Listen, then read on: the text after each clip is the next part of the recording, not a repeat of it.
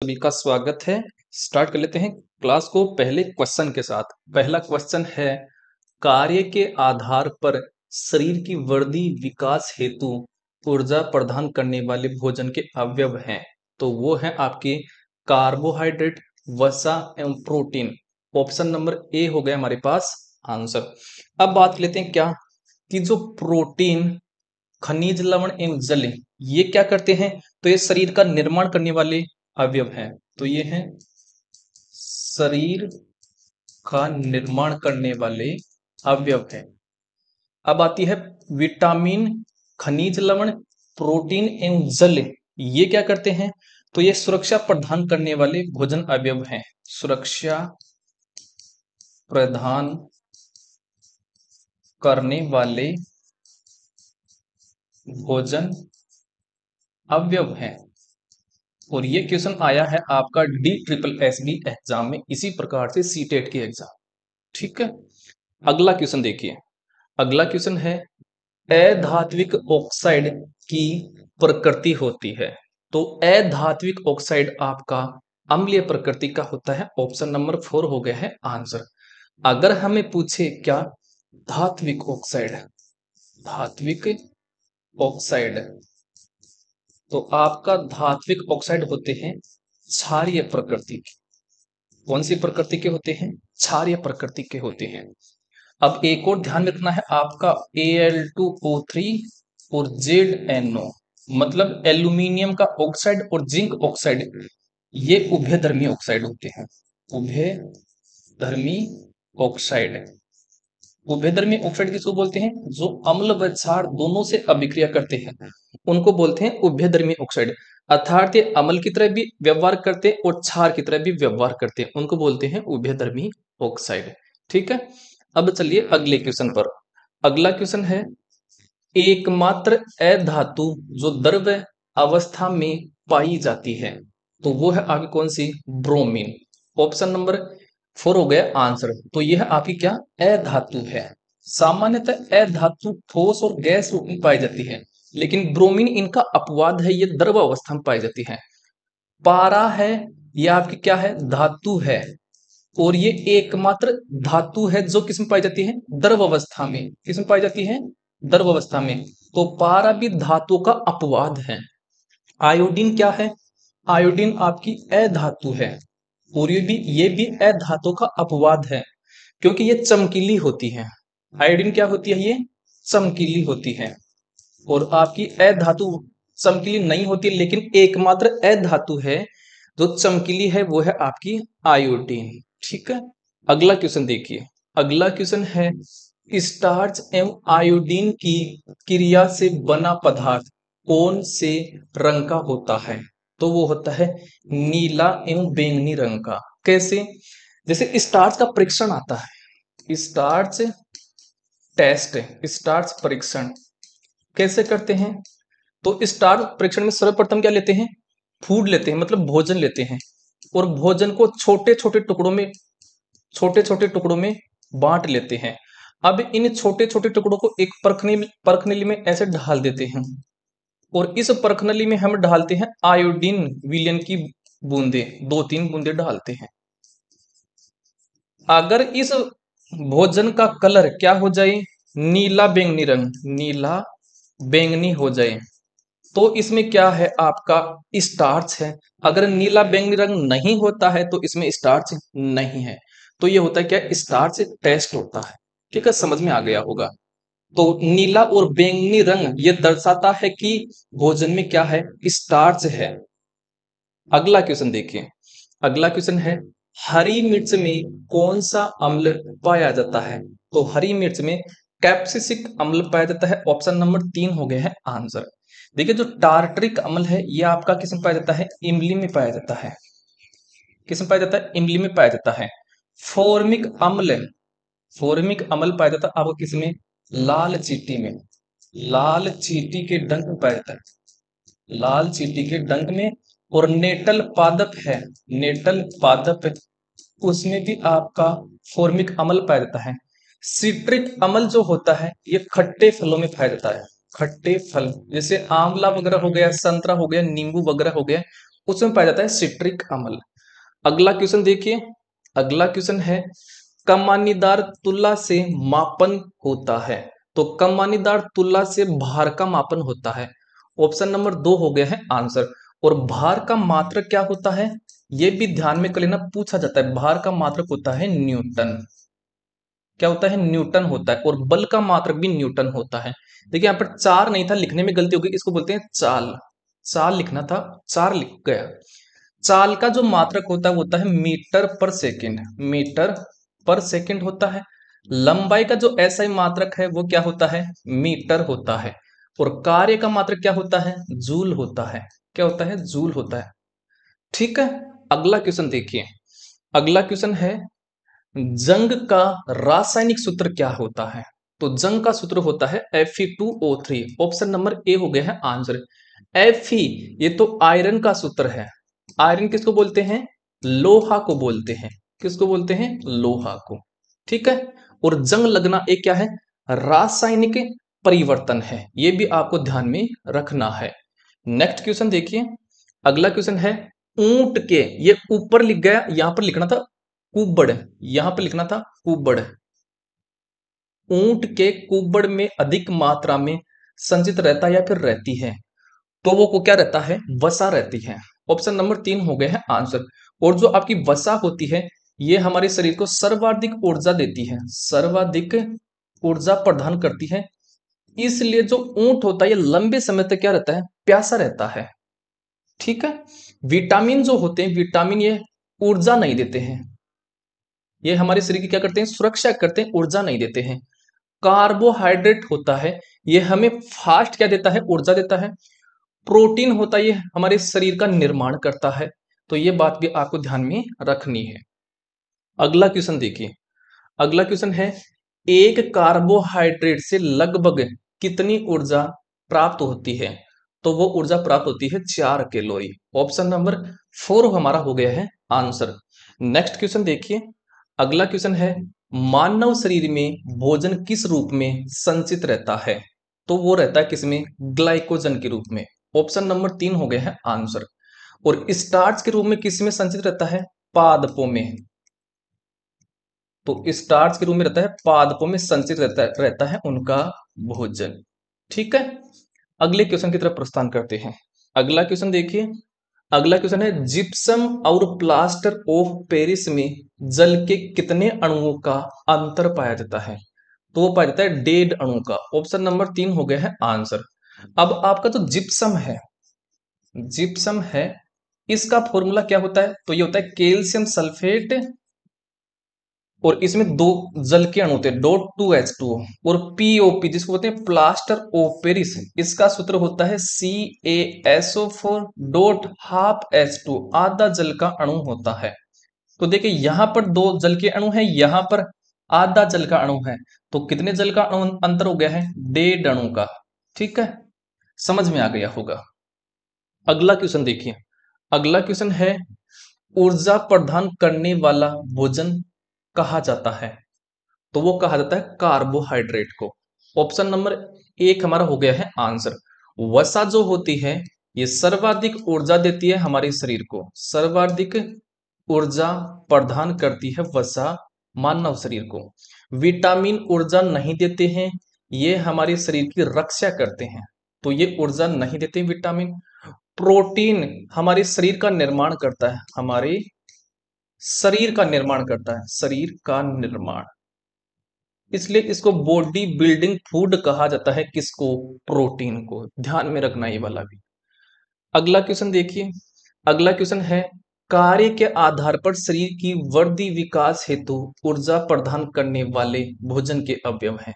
तो शरीर की वृद्धि और विकास ऊर्जा प्रदान करने वाले भोजन के अवयव हैं कार्बोहाइड्रेट, वसा, प्रोटीन है। ऑप्शन नंबर 1 हमारा क्या हो गया, आंसर हो गया है, यह है कार्य के आधार पर। अब हमारे पास क्या है, प्रोटीन, खनिज लवण और जल, ये होते हैं शरीर का निर्माण करने वाले, शरीर का निर्माण करने वाले भोजन अवयव हैं, भोजन अवयव। ये बात आपको ध्यान में रखनी है। विटामिन, खनिज लवण, प्रोटीन और जल, ये क्या करते हैं? तो ये आपकी सुरक्षा करने वाले हैं, सुरक्षा करने वाले भोज्य अवयव हैं, भोजन अवयव हैं। तो ये तीनों बात आपको ध्यान में रखनी है, और ये क्वेश्चन आया है DSSB एग्जाम में और सीटेट की एग्जाम में। अगला क्वेश्चन देखिए, अगला क्वेश्चन है प्रोटीन के संबंध में सत्य कथन है। पहला है प्रोटीन परीक्षण के लिए नीला थोथा और कोस्टिक सोडे का उपयोग किया जाता है, यह बात बिल्कुल सत्य है। दूसरा है प्रोटीन को शरीर वर्धक भोजन भी कहा जाता है, यह बात भी सही है। इंग्लिश में बोलते हैं बॉडी बिल्डिंग फूड कहा जाता है प्रोटीन को। नेक्स्ट है प्रोटीन परीक्षण में बैंगनी रंग प्रोटीन की उपस्थिति को दर्शाता है, यह बात भी सत्य है। तो उपरोक्त सभी बातें क्या हैं? सत्य हैं। अगला क्वेश्चन देखिए, अगला क्वेश्चन है स्टार्च के परीक्षण में किस विलयन का उपयोग किया जाता है? तो वो किया जाता है किसका? आयोडीन विलयन का। ऑप्शन नंबर 4 हमारा क्या हो गया है? आंसर हो गया है। सोडियम जो क्लोराइड है इसका सूत्र होता है क्या? NaCl होता है। क्या होता है? NaCl।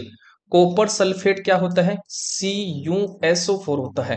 कॉपर सल्फेट को क्या बोलते हैं? नीला थोथा बोलते हैं। अगला क्वेश्चन देखिए, अगला क्वेश्चन है प्रोटीन में कौन सा तत्व पाया जाता है? तो प्रोटीन में पाया जाता है नाइट्रोजन। ऑप्शन नंबर 4 हो गया आंसर। कैल्शियम है ये हमारी हड्डियों में पाया जाता है। किसमें पाया जाता है? हड्डियों में। तो कैल्शियम की कमी से हड्डियां क्या हो जाती हैं? कमजोर पड़ जाती हैं। ये बात भी आपको ध्यान में रखनी है। अगला क्वेश्चन देखिए, अगला क्वेश्चन है मनुष्य के मुख में कुल कृंतक दांतों की संख्या होती है? तो कुल कृंतक दांत होते हैं 8। ऑप्शन नंबर 4 हमारा हो गया है आंसर। देखिए मनुष्य के मुख में 4 प्रकार के दांत होते हैं, 4 प्रकार के दांत होते हैं। पहला तो हो गया कृतनक, दूसरा हो जाएगा रदनक, तीसरा हो जाएगा चवर्णक, और अगला हो जाएगा अग्रचवर्णक। अग्रचवर्णक, ठीक है। ये तो कृतनक दांत जो होते हैं ये 4 ऊपरी जबड़े में और 4 निचले जबड़े में, टोटल 8 दांत पाए जाते हैं। मैं एडल्ट व्यक्ति की बात कर रहा हूं, बच्चे की बात नहीं कर रहा हूं, एडल्ट की। रदनक दो, 2 ऊपर और 2 निचले जबड़े में, टोटल हो गए हैं 4। चवर्णक होते हैं ये 4 ऊपरी जबड़े में और 4 निचले जबड़े में, टोटल कितने हो गए हैं? 8। अग्रचवर्णक 6 ऊपरी जबड़े में और 6 निचले जबड़े में, टोटल कितने हो गए हैं? 12। अब इन सबको जोड़ो, 12 और 8 कितना हो गया है? 20। 20 और 4 24, 24 और 8 32। तो टोटल 32 दांत इस प्रकार से ये पाए जाते हैं। अगला क्वेश्चन देखिए, अगला क्वेश्चन है निम्न में से कौन विद्युत का चालक है? तो विद्युत का चालक है ग्रेफाइट। कार्बन नहीं है, नहीं फ्लोरीन, नहीं हीरा है, ग्रेफाइट है। और ग्रेफाइट का उपयोग कहां पर किया जाता है? पेंसिल बनाने में, पेंसिल बनाने में। इसके अलावा बॉल बीयरिंग में भी इसका प्रयोग किया जाता है। हीरा जो होता है यह सबसे कठोरतम पदार्थ होता है, सबसे कठोरतम पदार्थ, हार्डेस्ट सब्सटेंस होता है ये क्या? हीरा। फ्लोरीन है, सर्वप्रथम कार्बन 60 फ्लोरीन की पहचान की गई थी, और सर्वप्रथम फ्लोरीन की खोज की थी बकमिनिस्टर फुलर ने की थी। कार्बन जो होता है, कार्बन है, इसकी संयोजकता कितनी होती है? तो इसकी संयोजकता होती है 4, और कार्बन में श्रृंखलीकरण बनाने का गुण पाया जाता है। ठीक है। अगला क्वेश्चन देखिए, अगला क्वेश्चन है किस धातु को आसानी से चाकू से काटा जा सकता है? तो वो कौन सी आपकी? सोडियम। ऑप्शन नंबर 3 हो गया है आंसर। आप देखिए सोडियम का लैटिन नाम होता है नेट्रियम। क्या होता है? नेट्रियम। नेट्रियम नाम से इसका प्रतीक आया है Na। और सोडियम को वायु में खुला छोड़ देने पर यह क्या पकड़ लेती है? आग पकड़ लेती है। इसलिए सोडियम को केरोसिन तेल में रखा जाता है, केरोसिन तेल में इसको रखा जाता है। ये बात आपको ध्यान रखनी है। सोडियम के अलावा कौन सी और धातुएं जिनको चाकू से काट सकते हैं? तो वो है आपके पोटेशियम, पोटेशियम और लिथियम। पोटेशियम, लिथियम और सोडियम, ये तीनों धातु हैं जिनको हम क्या कर सकते हैं, चाकू से काट सकते हैं। और ये तीनों धातु क्या है, क्षारीय मर्द धातु हैं। क्वेश्चन आया हुआ है क्षारीय मर्द धातु हैं, तो ये तीनों क्षारीय मर्दा धातु हैं और इन तीनों को चाकू से काटा जा सकता है। ठीक है। चांदी है, चांदी ये विद्युत की चालक धातु है, विद्युत की कंडक्टर है, चालक धातु, सर्वाधिक चालक धातु है चांदी। सोने में सर्वाधिक तन्यता का व आघात वर्ध्यता का गुण पाया जाता है। आघात वर्ध्यता का गुण पाया, तन्यता का मतलब होता है धातु को पतले तार में बदलने की क्रिया होती है तन्यता। और एनसीईआरटी बुक में लिखा हुआ है कि 1 ग्राम सोने से 2 किलोमीटर का तार बनाया जा सकता है। और आघात वर्ध्यता का अर्थ होता है कि धातु को पतली सीट में बदलने की प्रक्रिया, पतली चादर में बदलने की क्रिया कहलाती है आघात वर्ध्यता, मतलब फैलने की क्षमता। और फैलने की क्षमता सर्वाधिक पाई जाती है किसमें, सोना में पाई जाती है। आयोडीन जो है, आयोडीन आप ही क्या है, अधातु है, अधातु। और एकमात्र अधातु है जो चमकीली होती है। क्या होती है, चमकीली। सामान्यतः अधातु चमकीली नहीं होती है, लेकिन ये अधातु का अपवाद है कि आयोडीन चमकीली होती है। अगला क्वेश्चन देखिए, अगला क्वेश्चन है सेब को काट कर रख देने के कुछ समय बाद इसकी सतह लाल भूरी हो जाती है, किसके कारण हो जाती है, तो सेब में पाया जाता है सर्वाधिक मात्रा में आयरन की अधिकता का कारण होता है। ऑप्शन नंबर 2 हो गया है आंसर। और सेब की सतह का लाल भूरी होना ये कौन सा परिवर्तन है, तो ये परिवर्तन हो जाएगा रासायनिक परिवर्तन। क्या हो जाएगा, रासायनिक परिवर्तन, क्योंकि रासायनिक परिवर्तन में नए पदार्थ का निर्माण होता है। आई होप समझ में आ गया होगा। ठीक है। और ध्यान रखना है कि जो सेब है, सेब है, सेब में आपका एक एसिड पाया जाता है, एक अम्ल पाया जाता है, उस अम्ल का नाम है मेलिक अम्ल। ठीक है। अगला क्वेश्चन देखिए, अगला क्वेश्चन है स्वादिष्ट खस्ता पकोड़े बनाने में किसका उपयोग किया जाता है, तो वो किया जाता है किसका, बेकिंग पाउडर का किया जाता है। और बेकिंग पाउडर का सूत्र क्या होता है, NaHCO3, सोडियम हाइड्रोजन कार्बोनेट होता है। वॉशिंग पाउडर का फॉर्मूला क्या होता है, तो इसका फॉर्मूला होता है Na2CO3 डो 10S2।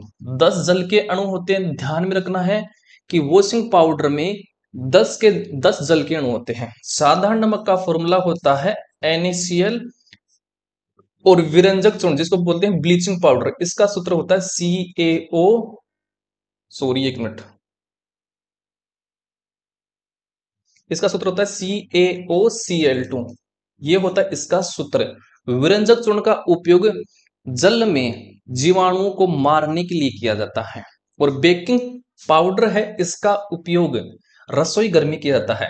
और बेकिंग पाउडर की प्रकृति होती है क्षारीय, इसलिए बेकिंग पाउडर का उपयोग किसमें किया जाता है, पेट की अम्लता को दूर करने के लिए, पेट की अम्लता को दूर करने के लिए भी इसका उपयोग किया जाता है।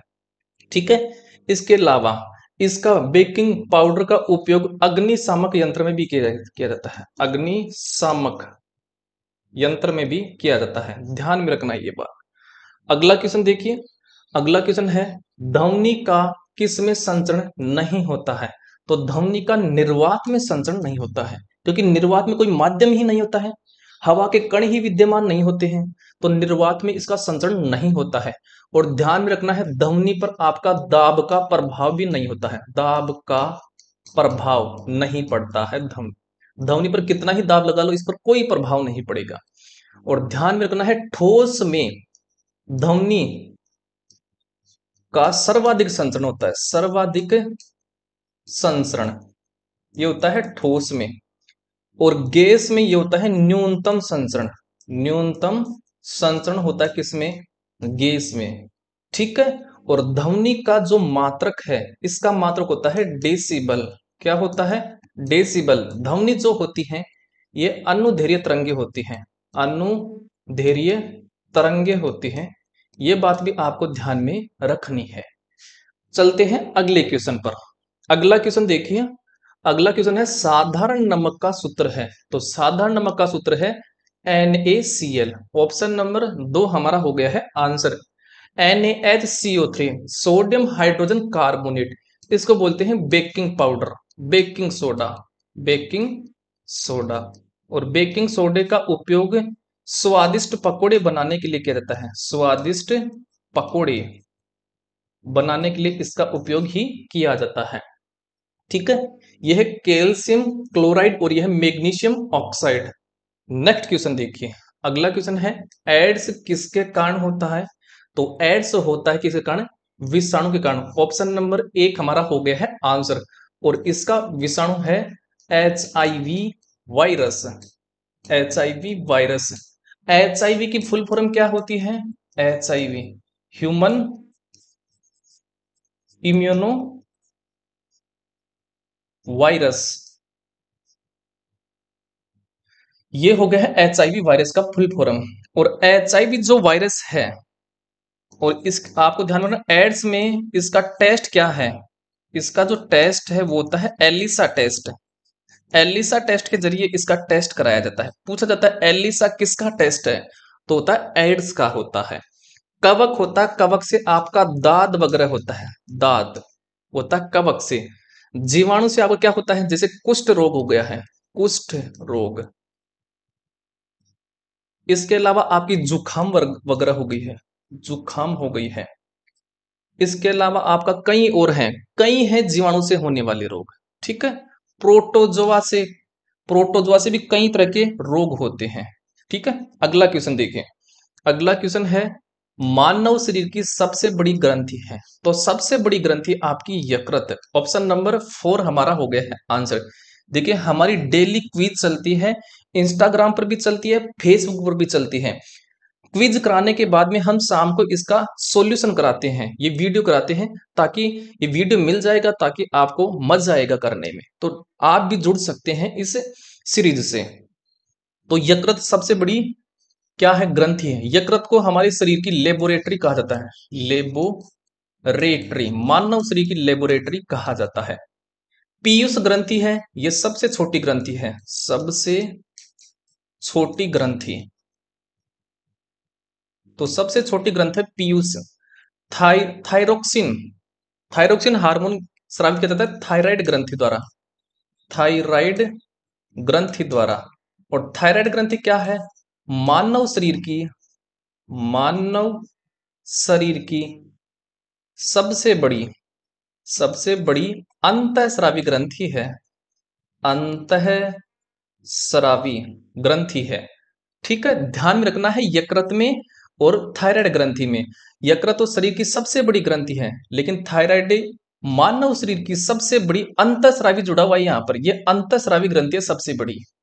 अगला क्वेश्चन देखिए, अगला क्वेश्चन है सोडा वाटर में कौन सी गैस पाई जाती है? देखिए हम जब बाजार में जाते हैं तो सोडा वाटर पीते हैं, तो उसमें कौन सी गैस पाई जाती है? तो उसमें पाई जाती है कार्बन डाइऑक्साइड। ऑप्शन नंबर 4 हमारा हो गया है आंसर, हो गया है। नाइट्रोजन जो गैस होती है, ये जो चिप्स की थैलियां होती हैं, चिप्स की थैलियां, चिप्स की थैलियों में डाला जाता है नाइट्रोजन गैस, ताकि चिप्स का ऑक्सीकरण ना हो, वो लंबे समय तक क्या रहे? सुरक्षित रहे, उनके टेस्ट में किसी प्रकार का परिवर्तन ना हो। ठीक है, हाइड्रोजन गैस कब कब बनती है? तो जब अम्ल की अभिक्रिया, अम्ल की अभिक्रिया जब धातु के साथ कराते हैं तो हाइड्रोजन गैस H2 गैस बनती है। तो ये बात भी आपको ध्यान में रखनी है कि जब अम्ल की अभिक्रिया धातु के साथ कराते हैं, मेटल के साथ कराते हैं, तो हाइड्रोजन गैस बनती है। और हाइड्रोजन गैस किस ध्वनि के साथ निकलती है? ये निकलती है पोप साउंड, पोप ध्वनि उत्पन्न करती है। क्वेश्चन आया हुआ है पोप ध्वनि के साथ पोप ध्वनि के साथ कौन सी गैस जलती है? तो वो जलती है हाइड्रोजन गैस। या तीव्र बुदबुदाहट, ये भी आता है, तीव्र बुदबुदाहट। इनमें से कोई भी आ सकता है, ये भी आ सकता है, ये भी आ सकता है। अगला क्वेश्चन देखिए, अगला क्वेश्चन है चिप्स की थैली में कौन सी गैस भरी जाती है? तो वो भरी जाती है नाइट्रोजन गैस। ऑप्शन नंबर 2 हमारा हो गया है आंसर। और हाइड्रोजन गैस जो होती है कब बनती है? तो जब अम्ल की अभिक्रिया, जब धातु के साथ कराते हैं तो कौन सी गैस बनती है? Hydrogen gas. और हाइड्रोजन गैस पोप ध्वनि के साथ जलती है, पोप ध्वनि या फिर तीव्र बुदबुदाहट के साथ, तीव्र बुद बुदाहट के साथ जलती है। कार्बन डाइऑक्साइड अर्थात CO2 गैस ये किस में पाई जाती है? सोडा वाटर में। ठीक है, समझ में आ गया होगा। अगला क्वेश्चन देखिए। अगला क्वेश्चन है मानव आमाशय में कौन सा अम्ल या एसिड बनता है? तो वो बनता है, कौन सा अम्ल बनता है? हाइड्रोक्लोरिक अम्ल, जिसको बोलते हैं HCl। एसिटिक अम्ल जो होता है ये किस में पाया जाता है? सिरका में अर्थात विनेगर में पाया जाता है एसिटिक अम्ल। सल्फ्यूरिक जो अम्ल होता है ये गाड़ियों की जो बैटरी होती है, गाड़ियों की बैटरी में इसका उपयोग किया जाता है। नाइट्रिक अम्ल का सूत्र होता है HNO3 और सल्फ्यूरिक अम्ल का सूत्र होता है H2SO4 और एसिटिक एसिड का सूत्र होता है क्या? CH3COOH। समझ में आ गया होगा। अगला क्वेश्चन देखिए। अगला क्वेश्चन है बच्चों के मुख में कुल कितने दांत पाए जाते हैं? तो बच्चों के मुख में पाए जाते हैं टोटल 20 दांत पाए जाते हैं। बच्चों का टीथ फॉर्मूला क्या होता है? तो होता है 2102 बटे 2102। ठीक है, समझ में आ गया होगा। और एडल्ट में 32 दांत पाए जाते हैं। जो वयस्क व्यक्ति होता है उसमें 32 दांत पाए जाते हैं। तो बच्चे में कौन से दांत अनुपस्थित हैं? ये हैं चवर्णक दांत नहीं पाए जाते हैं। बच्चे में चवर्णक दांत नहीं पाए जाते हैं। समझ में आ गया होगा। और वयस्क के दांत का फॉर्मूला क्या होता है? 2123 बटे 2123। ये होता है जो एडल्ट व्यक्ति होता है उसका टीथ फॉर्मूला ये है। अगला क्वेश्चन देखिए। अगला क्वेश्चन है 1 सेंटीमीटर में कितने मिलीमीटर होते हैं? तो 1 सेंटीमीटर में 10 मिलीमीटर होते हैं। कैसे? देखिए, सबसे बड़ी इकाई क्या होती है? किलोमीटर। किलोमीटर के बाद में आता है मीटर। मीटर के बाद में आता है सेंटीमीटर और सेंटीमीटर के बाद में आता है मिलीमीटर। देखिए, किलोमीटर को जब मीटर में चेंज करते हैं तो गुणा करते हैं 1000 से, और मीटर को सेंटीमीटर में चेंज करते हैं तो गुणा करते हैं 100 से, और सेंटीमीटर को मिलीमीटर में चेंज करते हैं तो गुणा करते हैं 10 से। समझ में आ गया होगा। ठीक है, अब मिलीमीटर है, मिलीमीटर को सेंटीमीटर में चेंज करेंगे तो भाग देंगे, उल्टा कर देंगे। अब 10 से, और यहां पर सेंटीमीटर को मीटर में चेंज करना है तो भाग देंगे 100 का, और मीटर को किलोमीटर में चेंज करना है तो भाग देंगे 1000 का।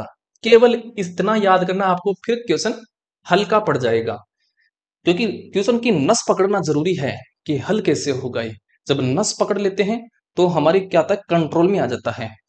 तो ये होते हैं जो क्विज कराई थी हमने, उसके क्वेश्चन हमने करा दिए हैं। अगर आप नए हैं तो देखिए हमारे इंस्टा आईडी से और फेसबुक पेज से जरूर से जुड़िए, क्योंकि वहां पर अब से डेली क्विज स्टार्ट हो गई है और उसका सॉल्यूशन आपको शाम को